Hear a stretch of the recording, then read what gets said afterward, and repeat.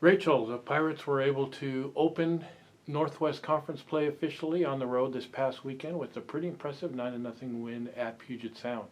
Uh, a team we had just seen the week before, so there was a chance for a letdown or maybe overlooking something, but this team really came together and played extremely well. How were you guys able to stay so focused?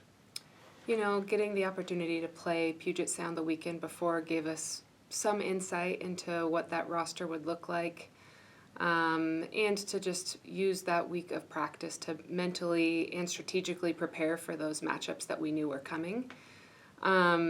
But honestly, it's because this team is mentally tough, and I think they recognize, even though so many of them are first years, that every time you walk on the court, you need to be prepared to play your best tennis, and they just did that and did it well this last weekend.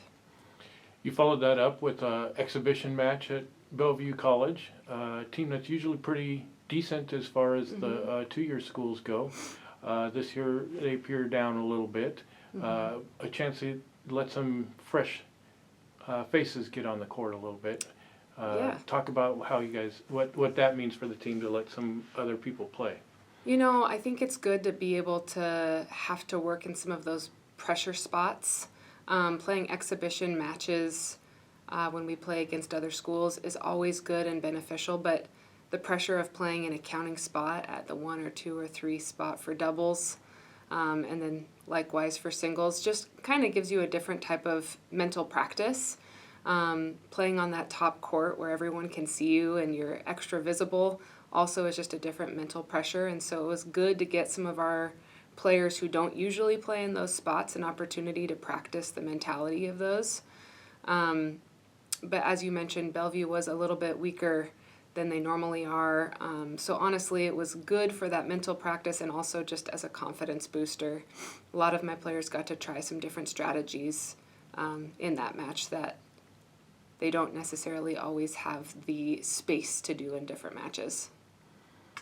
This week you're going to go and take on the Whitman Blues. Going to be one of the more challenging matches you're going to face all season.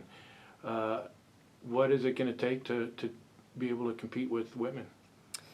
I am really excited about our Whitman match this year in that last year Whitman was really, really strong. Last year we were a little bit weaker, and so preparing for the match against Whitman last year was just honestly an entirely different mindset than what we're going to be seeing this week for us in practice. I expect that we're going to have great matches with Whitman.